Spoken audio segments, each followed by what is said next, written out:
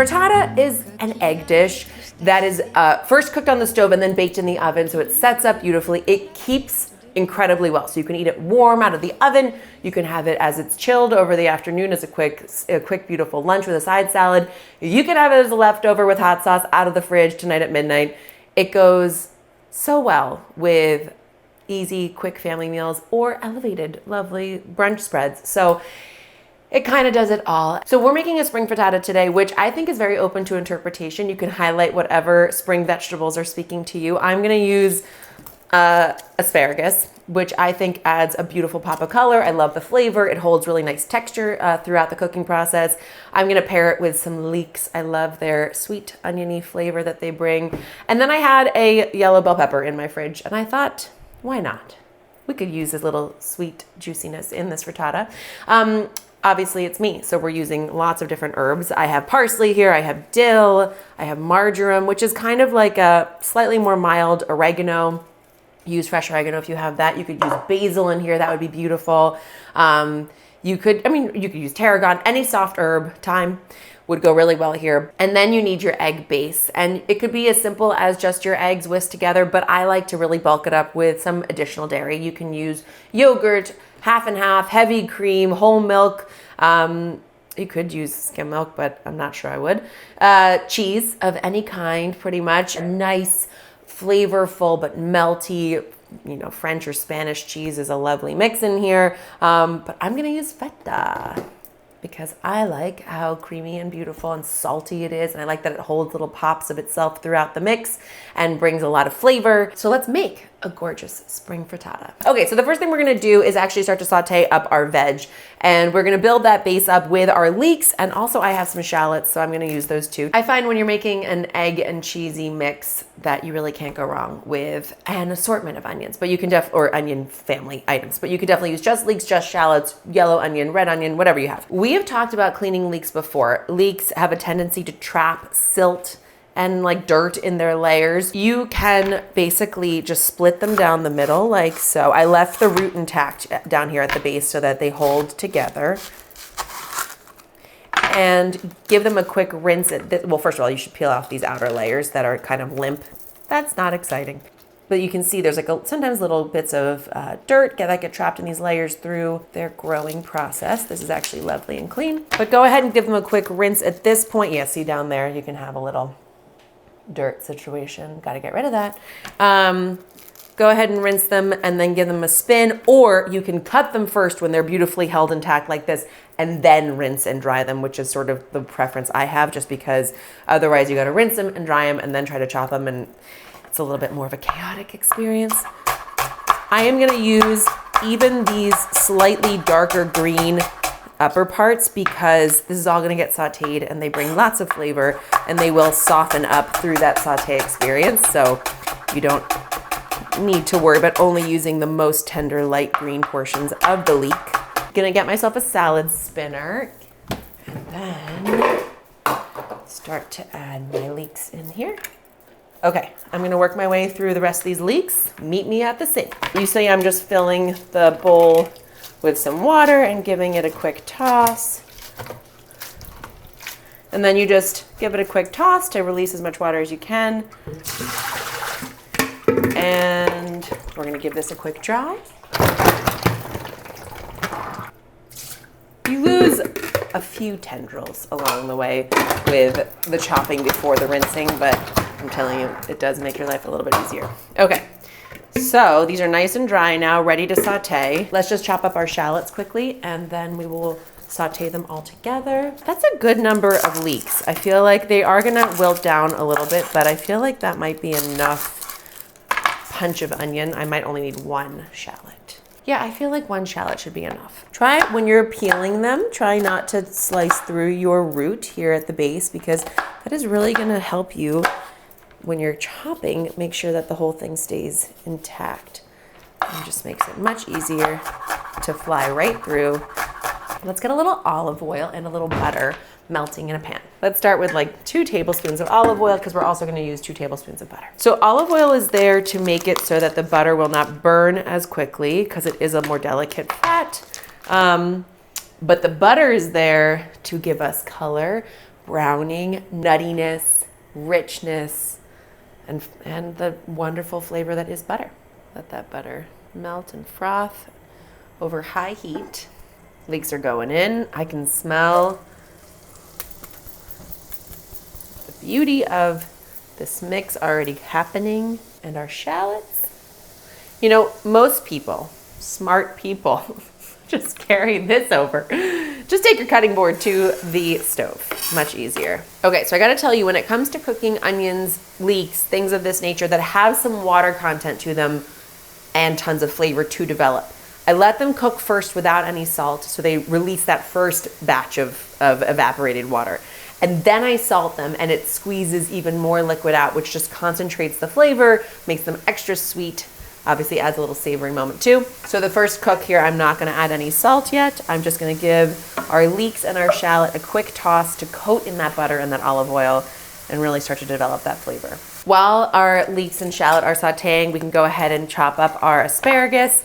This is not the skinniest of asparagus. You really ideally wanna find like those fresh little kind of like baby spring, very thin stems.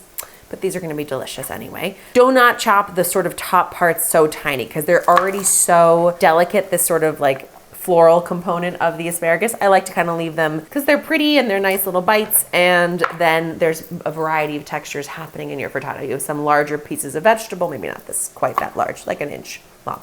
And then as we get into the tougher pieces of the stems, you can go ahead and make your chop a little bit thinner. And the one sort of rule of thumb with asparagus is you want to stop before the stalk gets woody, which is the point at which the asparagus naturally snaps, were you to hold it up and snap it. So for instance, if I take a new one, so like that portion you actually don't want to use to chop, which is conveniently the amount I did not chop. I smell good things happening over here. So wake up all your senses when you're cooking. Got to pay attention to what's going on. You can see they've wilted down a tremendous amount already just in that minute or two of sauteing.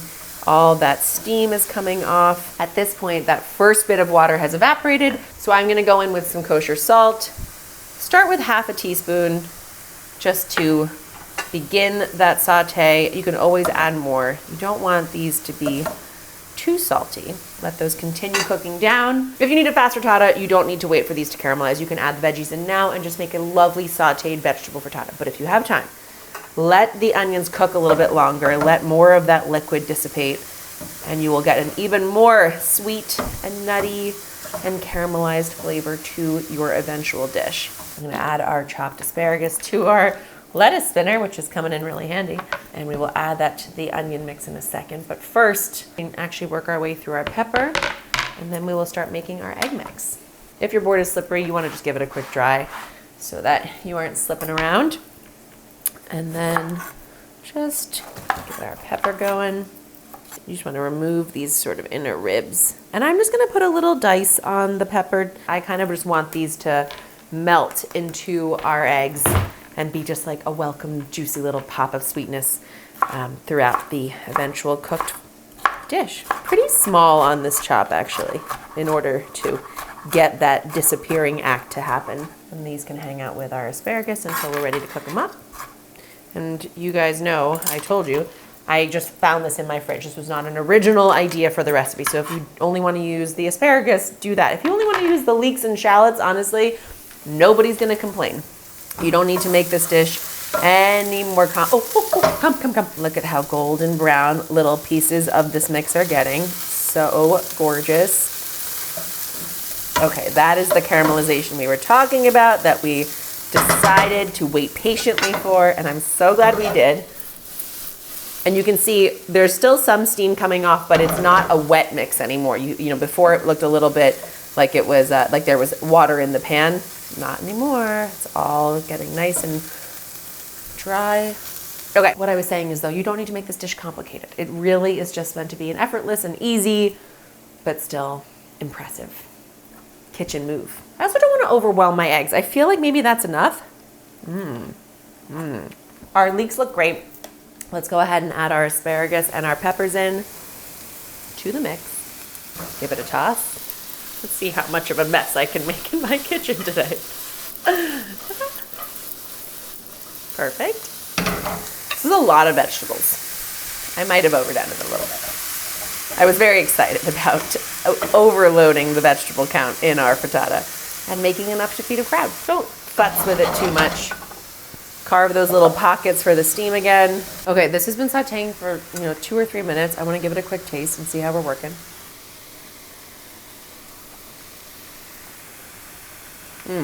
Wow, divine. Stop your cooking for 1 second. I need juice of half a lemon. And then it's also a good time to add our herb of choice. Let me add marjoram now and dill later. And maybe parsley at some point. I'm not entirely sure. I'm just stripping these off of the stem. They're such a soft herb that you don't really need to chop them, but you could. Like, oh, wow, wow, wow, wow, wow, wow. As the lemon hits and the marjoram, oh my goodness, so delicious. Maybe let's do 6 stalks. Let's do 6 stalks of marjoram in here. Give that a quick mix and let the residual heat of these veg just melt some of that marjoram flavor throughout, absorb that lemon juice. Okay, so we're gonna take half of what's in this pan and put the other half aside for a second, and I'll show you why. Oh, look, even just this, like tucking into this beautiful spring vegetable medley, put a little fried egg on there, a little chili salt, a little fresh lemon zest. Done, done. But we're making frittata. Okay, get your bowl, and we need 12 eggs. Let's crack them up. 11 and 12. Figure like 2 eggs per person that you're trying to feed here. And we want the frittata to be nice and plush, but you can also make a thin frittata if you're gonna put it in like a sandwich, for instance. Always nice. These to the side, and we are going to add at least a half a cup of this yogurt, maybe a little bit more. Greek yogurt is nice in here too. This is a really creamy and delightful sheep's milk yogurt. Yeah, let's do a solid, like 1/2 to 3/4 of a cup of yogurt. And then add 2 tablespoons of heavy cream if you like it ultra decadent, but not essential. Get yourself a whisk, break up the eggs. Those are some gorgeous yolks. Full appreciation for the bright yellow, almost orange of well-laid eggs. And once you get this fully incorporated, this is the point at which you would add your shredded Gruyere or your cheddar cheese is beautiful in here. I'm gonna use some crumbled feta because I have it and I love the flavor. So just break off little pieces like so and scatter them in. Little crumbles are so nice in here. And we'll put a little more on top too, actually. So you don't need to go wild and crazy here. That looks good. Take it to the stove. Just to remind you of the flavors we have going on in here.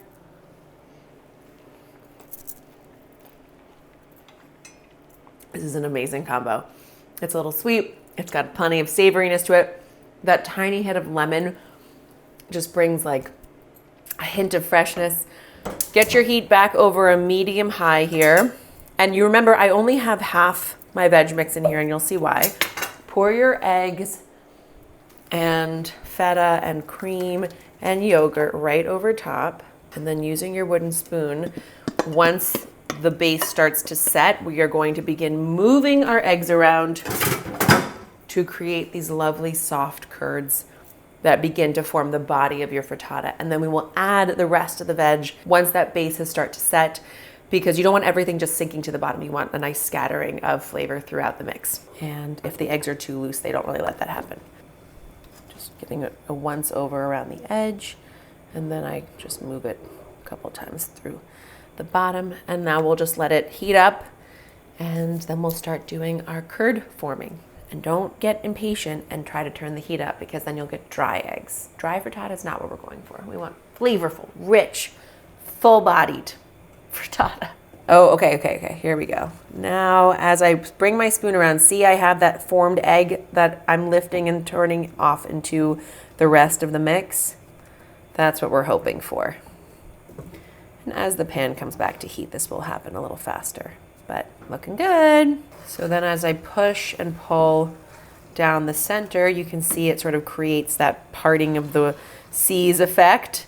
That's good. That means we're starting to set up. Our curds are starting to form. Okay, at this point, when you're probably 3/4 of the way cooked with your eggs, shake it out, kill the heat, get the rest of your veg, mix, and start to just add it in little piles, little scatterings over the top of our frittata.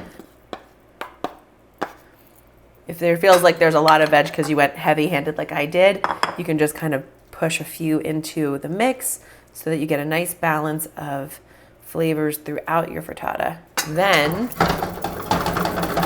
give it a little shake like so.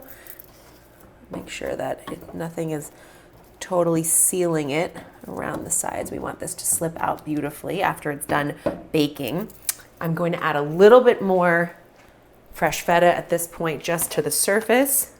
Just a couple little crumbles here. That will get a nice toasty effect from the heat of the oven. And now we're going to take this to a 375-degree oven for about 15 to 18 minutes. It lets the frittata finish setting up, finish cooking, and you are left with a gorgeous, fully loaded spring frittata.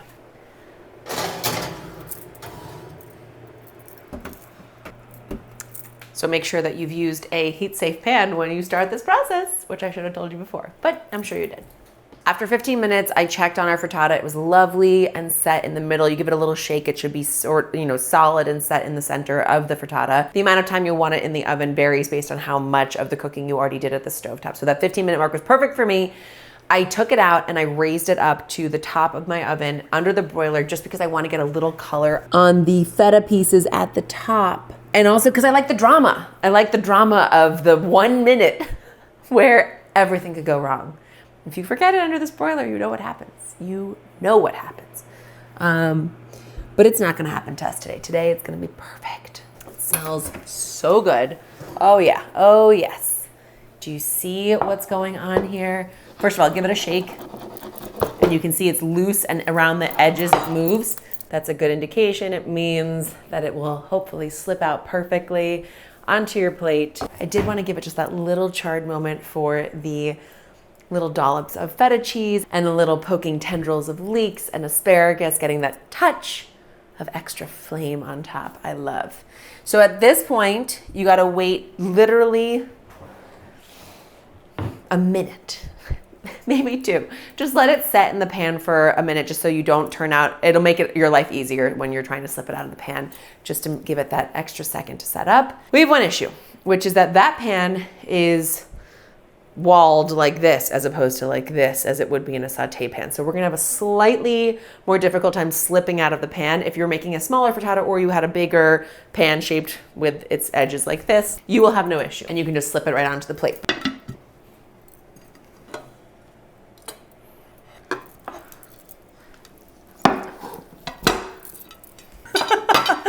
And by the time you have deplated your frittata, life will be good. Okay, there you go, my friends. Give it a little shift to the center of your plate. You have a perfectly set, wonderful topped, extra giant frittata because we were greedy and we made it in the big pan. And now how you want to finish it up? I'm not a huge fan of raw marjoram on top there, but I am a huge fan of raw dill, fresh dill.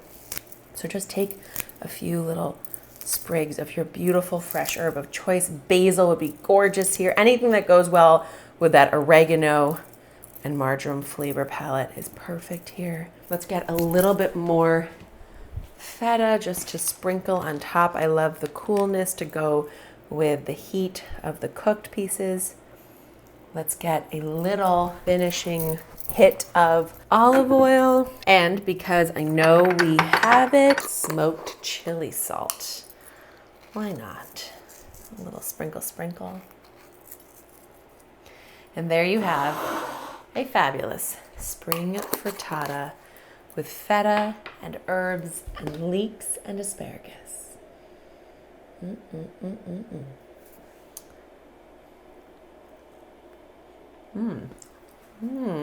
Even the burn parts are good. Okay, let's taste it. Guys, the chili salt, delightful. This is an enormous frittata. Just putting it out there. We really went to town here. You can see the eggs are perfectly set. Everything is lovely and cooked. Lots of vegetables scattered through layer by layer, nothing just settled at the bottom so you get just a sad, lonely egg at the top. You're gonna get flavor in every bite.